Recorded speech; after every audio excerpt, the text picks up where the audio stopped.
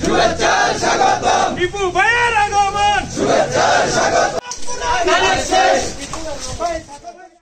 13 October রোজ সোমবার নারায়ণগঞ্জ মহানগর বিএনপির আওতাধীন বন্দর উপজেলার অন্তর্গত ধামগড় ইউনিয়ন বিএনপির কর্মী সভা ও তারেক রহমানের 31 দফা বাস্তবায়নের লিফলেট বিতরণ অনুষ্ঠিত হয়েছে।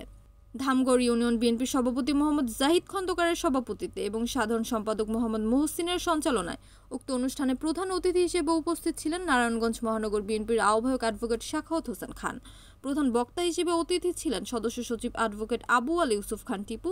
অনুষ্ঠানে বিশেষ অতিথি হিসেবে উপস্থিত ছিলেন নারায়ণগঞ্জ মহানগর বিএনপির যুগ্ম আহ্বায়ক ফতেহ মোহাম্মদ রেজা রিপন, নারায়ণগঞ্জ সদর থানা বিএনপির সভাপতি মোহাম্মদ মাসুদ রানা, বন্দর উপজেলা বিএনপির সভাপতি মাজহারুল ইসলাম হিরণ, সাধারণ সম্পাদক হারুনুর রশিদ লিটন সহ আরও উপস্থিত ছিলেন ধামগড় ইউনিয়ন বিএনপি এবং বন্দর উপজেলা বিএনপি এবং অঙ্গ সংগঠনের নেতাকর্মীরা।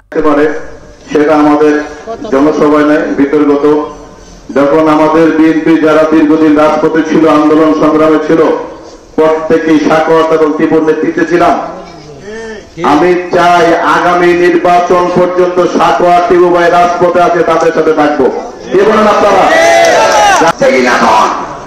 কর্মী সবাইকে সংগঠনের পথ পদবি দিয়ে সংগঠনকে শক্তিশালী করবে, এটি আমার আহ্বান। আর সুবিধাবাদী বসন্তের বুকে অনেকে আনবে, অনেকে অনেক কথা বলবে, পাগলের মতো কথা বলবে।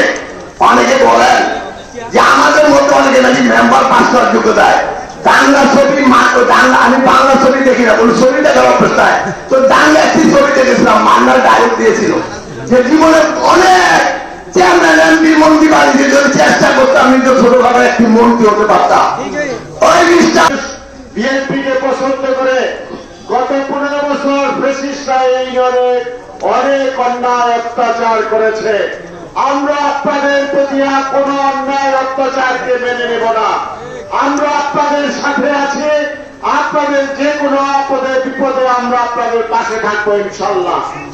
আমাদের একটাই বক্তব্য, সেটা হলো আমাদের নেতা, আমাদের দলের প্রতিষ্ঠাতা শহীদ রাষ্ট্রপতি জিয়াউর রহমান বলেছে যে জনগণের সকল ক্ষমতার উৎস। সেই জনগণকে নিয়ে আমরা রাজনীতি করতে চাই। আমাদের নেতা তারেক রহমানের রাজনীতি হল উৎপাদনমুখী রাজনীতি, জনগণকে নিয়ে রাজনীতি। জনগণ যদি উপকৃত হয়, জনগণের উন্নয়ন হবে, এই দেশের উন্নয়ন হবে, দেশ উন্নত রাষ্ট্রে পরিণত হবে। মেহেদী হাসান প্রান্ত, NAN TV, নারায়ণগঞ্জ।